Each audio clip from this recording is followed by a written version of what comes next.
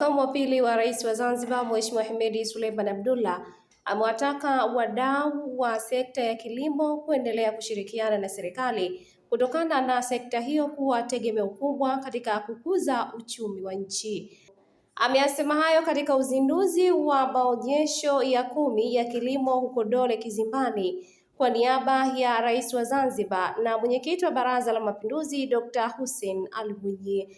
Amesema kuwa kwa mujibu wa takwimu mkuu wa serikali kwa mwaka 2025, sekta ya kilimo imechangia wastani wa 23.5% katika pato la taifa. Hivyo ni vyema kwa wadau na wananchi kwa ujumla kuendelea kushirikiana na serikali kuwekeza katika kilimo kwa lengo la kuongeza uzalishaji na kukabiliana na tabia nchi. Siku ya wakulima huadhimishwa kitaifa kila ifikapo tarehe 8 Agosti ya kila mwaka.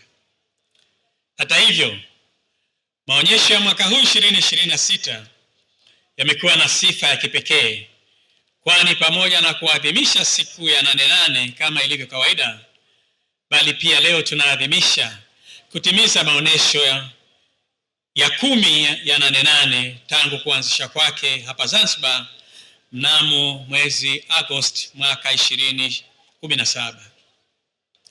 Nyote mtakubaliana nami kwamba tangu kuanzishwa kwa maonyesho haya yameendelea kuwa jukwaa muhimu la kuonesha mafanikio ya sekta ya kilimo, mchango wa sekta binafsi, mchango wa wakulima, kutambulisha teknolojia mpya, kubadilishana uzoefu, kukuza biashara na uwekezaji, pamoja na kuimarisha ushirikiano kati ya serikali, sekta binafsi, washirika wa maendeleo na wananchi wote kwa ujumla.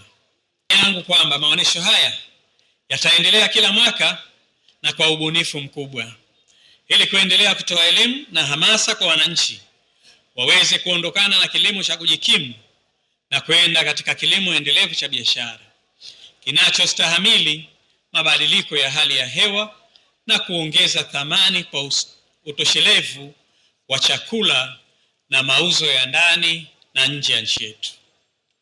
Napenda kutoa wito kwa washirika wa maendeleo, wadau wa kilimo na wananchi wote kuendelea kushirikiana na serikali kupitia Wizara ya Kilimo ili kuzitumia kikamilifu fursa zilizopo katika sekta ya kilimo na kuwa injini ya ukuaji wa uchumi wa Zanzibar na chachu ya ustawi wa jamii yetu.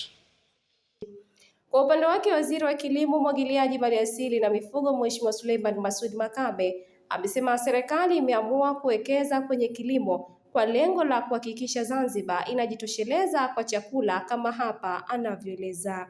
Wizara yetu imeanza kutoa matokeo makubwa na chanya, ambapo juhudi hizi Mheshimiwa, katika mwaka wa 2025 tulishuhudia kuongezeka kwa ekari takriban 104,667.8 ambazo zimetumika kwa kilimo, lakini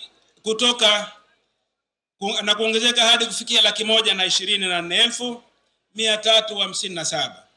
Lakini kwenye hilo Mheshimiwa, tumeongeza uzalishaji wa mazao na chakula kutoka tani 382,000 mwaka 24 na kufikia tani 503,502 kwa mwaka wa 25, na ni matumaini yetu kwamba ongezeko hili litaendelea kuongezeka siku hadi kufikia uhakika wa chakula, lakini pia kuacha kabisa kuagiza, hasa katika maeneo ya kuku, mayai, mboga na matunda. Naibu Waziri wa Mifugo na Uvuvi Tanzania Mheshimiwa Mwasi Damas Kamali ameipongeza serikali ya Zanzibar kupitia Wizara ya Kilimo kwa kufanya mapinduzi makubwa katika sekta ya kilimo, mifugo, umwagiliaji na uvuvi kama hapa anavyofafanua. Nawapongeza sana kwa sababu kuna namna ndugu zetu mmeweza kuhusianisha kilimo, mifugo, uvuvi, maliasili na sekta zote za kiuchumi. Hongereni sana. Lakini pia nawapongeza kwa sababu mimi natoka kanda ya Ziwa katika mkoa wa Mwanza. Kati ya vitu ambavyo tunajivunia watu wa kanda ya Ziwa ni sato, samaki aina ya sato. Na tukifika kila sehemu, zawadi yetu kuu tunaowapa watu ni SATO, kwa sababu tunaamini kweli haya ni mapinduzi makubwa sana katika sekta zetu za kilimo, mifugo na uvuvi.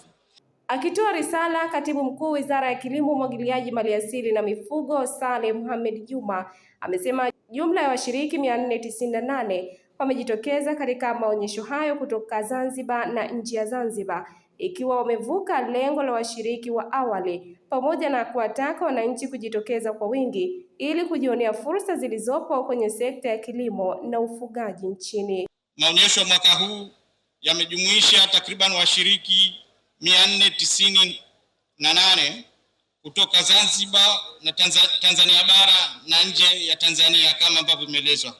Idadi hii imevuka lengo la washiriki tuliojiwekea ambao ilikuwa ni 350. Tunawaomba wananchi wote hasa vijana kutembelea mabanda yote kwa lengo la kujifunza ili kuweza kuzitumia fursa hizi kwa maendeleo yao binafsi, lakini pia kwa taifa kwa ujumla. Mtazamaji, hii ni Zantime, usisahau kusubscribe, kulike, kushare na kucomment.